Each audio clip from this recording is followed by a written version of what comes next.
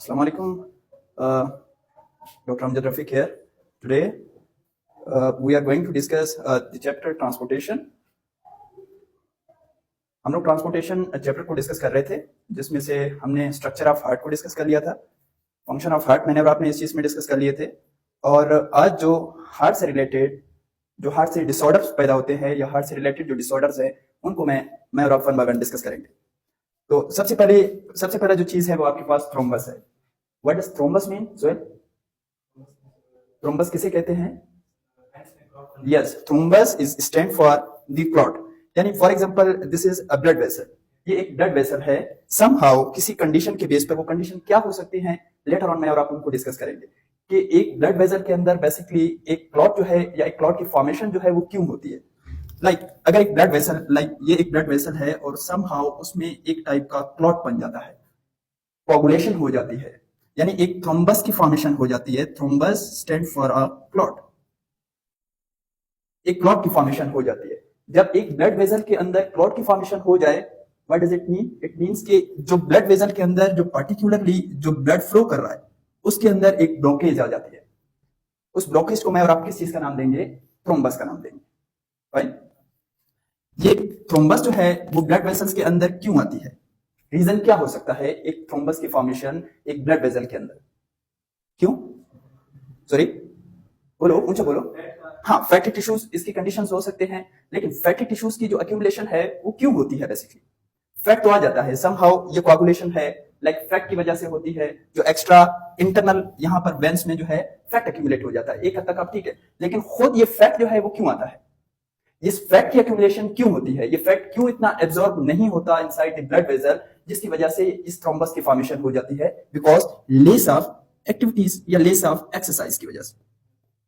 ठीक है, less of activities की वजह से, लेस ऑफ एक्सरसाइज की वजह से, इस वजह से इस थ्रोम्बस की फॉर्मेशन होता है। सेकंड है एम्बुलस। एम्बुलस भी रिलेट करेगा आपके थ्रोम्बस ही के साथ, बट थ्रोम्बस और एम्बुलस के दरमियान एक मेजर डिफरेंस है। वो डिफरेंस क्या है? नो, बोलो। ये क्लॉट, एग्जैक्टली, जब इस क्लॉट में मूवमेंट आ जाए, यानी ये क्लॉट पर्टिकुलरली आपके पास क्या करे? मूव करे। फॉर एग्जांपल ये क्लॉट जो है ये मूव करे इनसाइड द ब्लड वेसल्स। ये मूवमेंट ऑफ थ्रोम्बस या मूवमेंट ऑफ क्लॉट जो है ये कहलाती है आपके पास क्या? Yes, movement of thrombus. The movement of clot is known as the embolus. ठीक है, ये आपके पास ये जो क्लॉट फॉर्मेशन हुई है इनसाइड द ब्लड वेसल्स, ये क्या करेगा? मूव करेगा। ये आपके पास डिफरेंस है थ्रोम्बस और एम्बुलस के दरमियान। ठीक है, okay. Now second, third disorder, third disease जो है, जो कि अक्सर जो है ये हार्ट के जो पेशेंट्स है वो इस चीज से सफर करते हैं। थ्रोम्बस से ही बेसिकली वो सफर करेंगे, एम्बुलस से सफर करेंगे। And third condition is atherosclerosis. Atherosclerosis, sclerosis का क्या मतलब है? व्हाट? यस, स्क्लेरोसिस जैसे मैंने और आपने डिस्कस किए थे स्क्लेरेनकाइमा टिश्यूज को, जब मैं और आप प्लांट टिश्यूज को डिस्कस कर रहे थे, तो स्क्लेरेनकाइमा ये एक प्लांट के अंदर रिजिडिटी प्रोवाइड करता है, एक सख्ती प्रोवाइड करता है। अक्सर जो कोलनकाइमा सेल्स थे, स्क्लेरेनकाइमा सेल्स थे, और दूसरा पैरेनकाइमा, कोलनकाइमा सेल्स, इनके अंदर लिविंग टिश्यूज पाए जा रहे थे। बट ये स्क्लेरेनकाइमा वो पर्टिकुलर टिश्यूज थे जिनके अंदर डेड सेल्स मौजूद थे। यही डेड सेल जो है एक प्लांट के अंदर रिजिडिटी को सख्ती प्रोवाइड करते हैं। जैसे मैंने एग्जांपल दी थी एलमंड की। एलमंड का जो शेल होता है, बादाम का जो शेल होता है, वो बहुत ही रिजिड होता है, बहुत ही सख्त होता है, because the presence of sclerenchyma tissues. ठीक है, ये सेम कंडीशन, अब जो जिस टिश्यूज की आप बात कर रहे थे, वो जो कंडीशन पाई जाती है हार्ट के पेशेंट्स के अंदर, वो इसमें होता है। कौन सा? जो फैटी टिश्यूज की आप बात कर रहे थे। ये मेरे पास एक ब्लड वेसल है, फॉर एग्जांपल ये एक ब्लड वेसल है। ठीक है, सी ब्लड वेसल के अंदर, अगर इस ब्लड वेसल के अंदर समहाउ यहां पर एक्यूमुलेशन हो जाती है किसकी? फैट की। ठीक है, ये ब्लड वेसल्स में एक्यूमुलेशन ऑफ फैट, अक्सर जो एक्स्ट्रा फैट जमा होता है, ये कौन से टिश्यूज होते हैं जो कि एक्यूमुलेट होते हैं inside the blood vessels? Fatty tissues, और फैटी टिश्यूज भी इनको नाम देते हैं, या जो ऐसे टिश्यूज जो कि एक पर्टिकुलर बंदे के अंदर कोलेस्ट्रॉल लेवल को हाई करते हैं, which kind of tissues are, कौन से टिश्यूज है, एडिपोज टिश्यूज है कि नहीं। और आपने एडिपोज टिश्यूज को डिस्कस किया था। बेसिकली ये तो फैट है, बट फैट के अंदर बहुत सारे टिश्यूज पाए जाते हैं। ये जो आपके पास ब्लड वेजल्स के इनसाइड जो फैट की एक्यूमुलेशन हो जाती है, वो कौन से सेल्स होते हैं या कौन से टिश्यूज होते हैं, वो एडिपोज टिश्यूज होते हैं। जाहिर सी बात है, जब आपके पास एक इनसाइड ब्लड वेजल ज्यादा एक्यूमुलेशन ऑफ टिश्यूज की हो जाए, ज्यादा एक्यूमुलेशन ऑफ कोलेस्ट्रॉल की हो जाए, तो क्या इफेक्ट पड़ेगा, फैट ज्यादा होगा। जब फैट ज्यादा होगा तो इसका इंपैक्ट जो है उस ब्लड वेजल पर क्या होगा, ब्लॉकेज आ जाएगी। इस ब्लॉकेज को मैं और आप क्या नाम देंगे, यस, क्या नाम होगा इस ब्लॉकेज का। फॉर एग्जांपल यहां पर इनसाइड ब्लड वेसल, यहां पर एक्यूमुलेशन ऑफ एडिपोज टिश्यूज आ गए, यहां से भी एक्यूमुलेशन ऑफ एडिपोज टिश्यूज या फैटी टिश्यूज के आगे एक ब्लॉकेज, बिल्कुल ठीक कहा आपने कि एक ब्लॉकेज की फॉर्मेशन हो जाती है। That blockage is known as, बोलो, that blockage is known as the block, PLAQUE, that blockage is known as the block.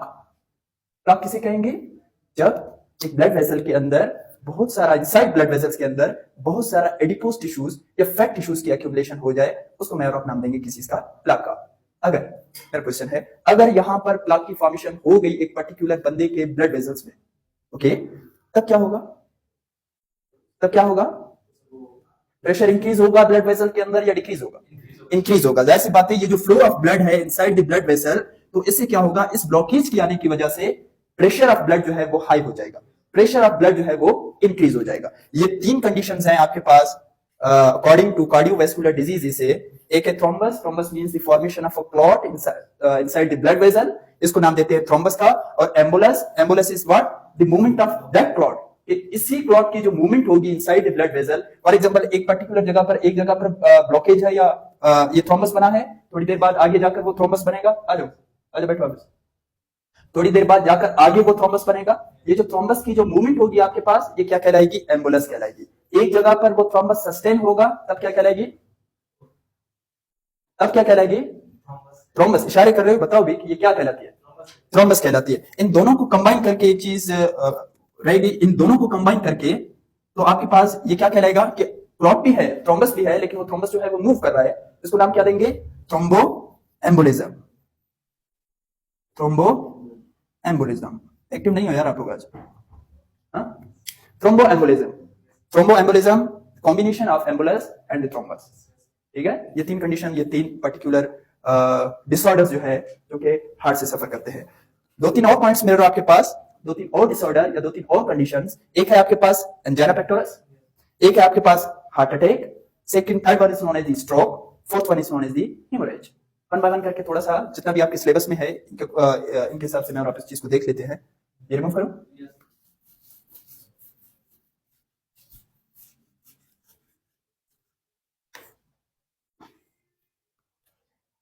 Condition is angina pectoris.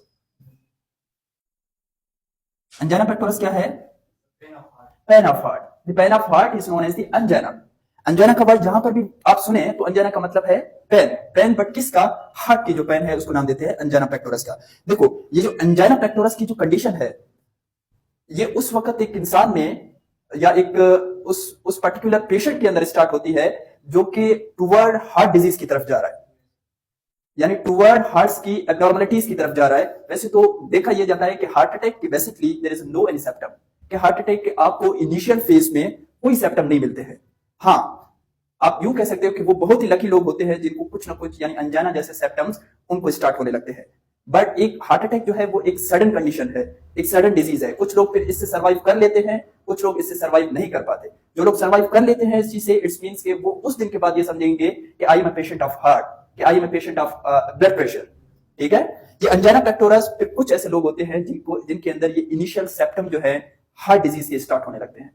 Angina is the pain of heart, but ये pen जो है वो basically start होती है from chest से start होगी आपके पास, ये शोल्डर में all over the left arm, ये पूरी कंप्लीट एक लेफ्ट आर्म के अंदर विद आल्सो हेडेक, एक प्रॉपर हेडेक के साथ ये कंप्लीट एक पोर्शन जो है एक पर्टिकुलर इंसान का पेन में जाएगा।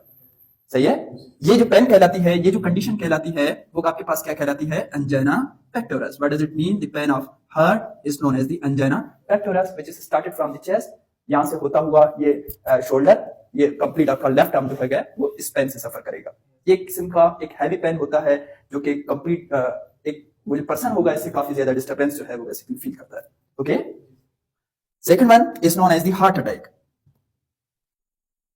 Second one is known as the heart attack. अगर ये अंजाना जो है सिवियर हो जाए, ये जो अंजाना पेक्टोरस जो है वो सिवियर हो जाए, बहुत ही शिद्दत इख्तियार कर जाए, सही है, तब उससे एक कंडीशन आएगी that will be the heart attack. थोड़ा सा बाय स्ट्रक्चर जब मैंने और आप हार्ट के फंक्शन को डिस्कस कर रहे थे तो उसमें मैंने और आपने एक आर्टरी को पढ़ा था that was the aorta. Aorta के क्या फंक्शन था?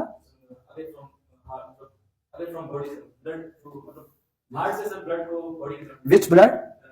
Oxygenated blood. Aorta carrying the oxygenated blood from heart to the body tissues. Or toward body जो blood को carry कर रहा था एक वो अपना artery that was the aorta. For example एक simple सा structure मैं और आप अगर देख लें हार्ट का, अगर ये एक हार्ट है,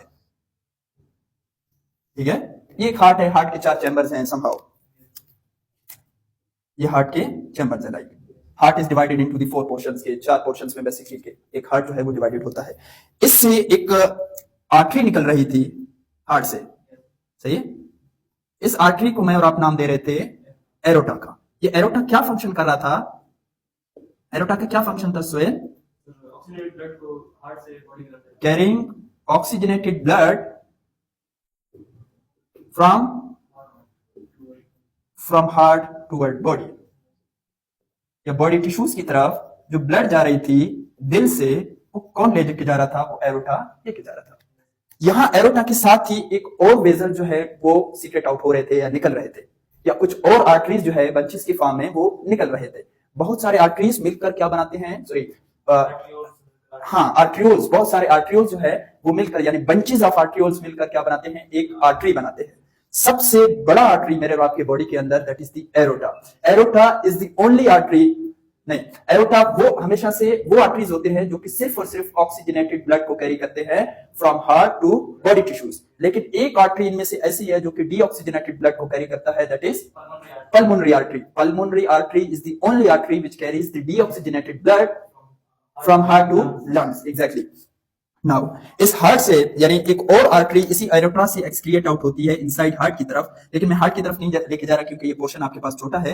ये बेसिकली जा रही है आपके हार्ट के ही पास, यानी हार्ट के अंदर वेंट्रिकल्स की तरफ, ठीक है। ये यहां से ही सीक्रेट आउट हो रहा है आपके पास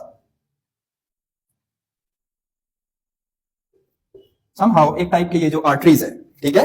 इन्हीं आर्टरीज के अंदर कौन सा ब्लड फ्लो कर रहा है? ऑक्सीजनेटेड ब्लड, ठीक है। ये फॉर एग्जांपल अगर मैं इसको रेड से शो करूं, if there is a blood, ये मैं रेड से शो कर रहा हूं, ये ब्लड जो है वो बेसिकली फ्लो कर रहा है। ओके ओके, नाउ मैं क्या समझाने की कोशिश कर रहा हूं? दिस हार्ट अटैक, एक हार्ट अटैक जो है वो कंडीशन जो है वो किस तरह होती है?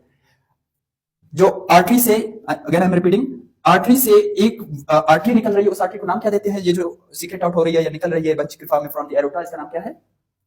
नाम क्या है? It's known as the coronary artery. It's known as the coronary artery. Coronary artery blood को कैरी कर रहा है फ्रॉम द एरोटा और इसको ले जा रहा है किसके पास? फॉर एग्जांपल ये हार्ट है, ये मेरे पास हार्ट है, हार्ट के पास ले जा रहा है। वैसे लाता तो यहां ऐसे ही है, इनसाइड ऑफ द हार्ट, थोड़ा सा मैंने इसको आउट करके बनाया।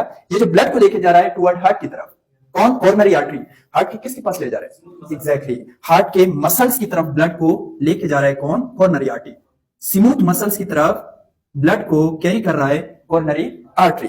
नाउ अगर इसी आर्टरी के अंदर, इस कोरोनरी आर्टरी के अंदर, if there is a plaque, वही प्लाक जो मैंने आपने वहां पर पढ़ा था, if there is a accumulation, if there is a thrombus, if there is accumulation of a fatty tissues, बहुत सारे टिश्यूज यानी फैटी टिश्यूज एक्यूमुलेट हो जाए inside of this vessel, sorry inside of this coronary, अगर इस coronary के inside accumulation हो जाती है फैटी टिश्यूज की, वही फैटी टिश्यूज जो है वो एक जगह इकट्ठे होकर क्या बनाते हैं? प्लाक बनाते हैं। जब प्लाक बनाएंगे तो आप मुझे बताएं, अगर यहां पर रिस्ट्रक्शन आ जाती है, अगर यहां पर ब्लॉकेज आ जाती है इनसाइड द कॉर्नरी आर्टरीज, तो क्या ब्लड प्रॉपर फ्लो करेगा? नहीं करेगा, बंद हो जाएगा, ब्लॉकेज आएगी, कम फ्लो करेगा। जब कम फ्लो करेगा तो इसका क्या मतलब हुआ कि स्मूथ मसल्स की तरफ ब्लड की सप्लाई कम हो जाएगी या रुक जाएगी।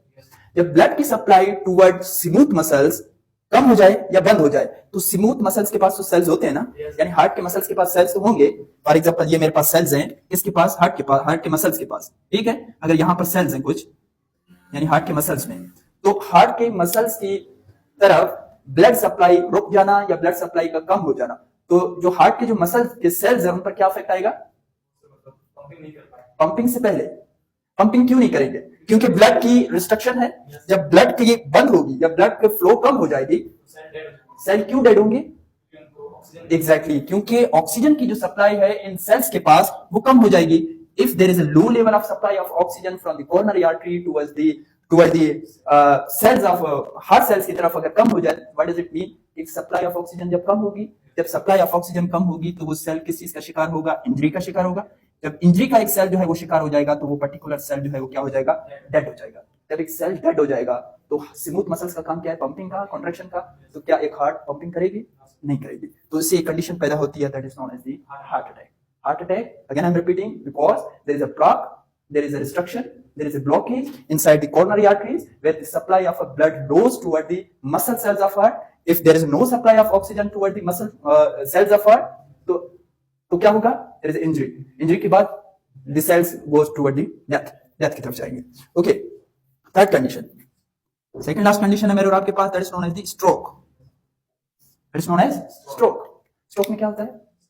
बिल्कुल अपोजिट है इसी चीज का, यानी हार्ट अटैक का अपोजिट है क्या? स्ट्रोक। कि हार्ट अटैक के अंदर स्मूथ मसल्स को ऑक्सीजन की सप्लाई बंद हो रही थी, स्ट्रोक के अंदर नर्व सेल्स को, ब्रेन के सेल्स को। स्ट्रोक हार्ट अटैक एक ही है लेकिन जगह चेंज है। स्ट्रोक जो होगा वो कहां पर? ब्रेन में, ठीक है। हार्ट अटैक ऐसी बात है, हार्ट अटैक कहां पर? हार्ट में। बैठ रहा है, सही है। स्ट्रोक जो है वो कहां पर? ब्रेन में। यहां पर अगर ब्रेन के नर्व सेल्स के अंदर सप्लाई ऑफ ऑक्सीजन कम हो जाए, सप्लाई ऑफ ऑक्सीजन कम होने की वजह से सेल जो है वो इंजरी की तरफ जाएगा। जब सेल इंजरी की तरफ जाएगा तो क्या होगा? सेल की डेथ होगी। जब डेथ होगी तो एक कंडीशन आएगी, that is known as the stroke. Fourth and last, that is known as the haemorrhage. Haemorrhage क्या है? हेमोरेज बिल्कुल सेम है स्ट्रोक की तरह। ये भी आपके पास ऑर्गन जो इसमें इन्वॉल्व होगा वो ब्रेन का ऑर्गन इन्वॉल्व होगा। इसमें भी ऑक्सीजन की सप्लाई कम होगी toward the brain. Nerve cells के अंदर ऑक्सीजन की सप्लाई कम होगी। जब ऑक्सीजन की सप्लाई कम होगी सेल इंजरी का शिकार होगा। जब सेल इंजरी का शिकार होगा इट्स मीन कि सेल जाएगा डेथ की तरफ। लेकिन इसमें क्या हो जाता है, जब एक्यूमुलेशन ब्लड जो है वो नर्व सेल जो है वो नर्व टिश्यूज जो है या ब्लड वेसल जो है ब्रेन के, फॉर एग्जांपल ये एक ब्लड वेसल है ब्रेन का, इसके अंदर ब्लड जो है वो फ्लो कर रहा है, तो यहां पर क्या हो जाती है? लीकेज हो जाती है या बस्ट हो जाता है ब्लड वेसल। या ब्लड वेसल एक बस्ट हो जाएगा तो बस्ट होने से सारा का सारा उस वेसल से ब्लड जो है बाहर आएगा ब्रेन में, तो ब्रेन के मुख्तलिफ हिस्सों में वो स्प्रेड आउट हो जाएगा। जब स्प्रेड आउट हो जाने के बाद थोड़ी ही देर के बाद वो जो ब्लड जो बाहर निकला है या बस्ट होकर जो निकला है फिर उनकी एक्यूमुलेशन हो जाएगी, प्लाक बन जाएगा, थ्रोम्बस बन जाएगा, कोआगुलेशन हो जाएगी, क्लॉट बन जाएगा। क्लॉट बनने की वजह से क्या हो जाएगा? एक कंडीशन आएगी, that will be the haemorrhage. So ये आपके पास कंप्लीट डिस्कशन थी कार्डियोवैस्कुलर डिजीजेस की। Thank you very much.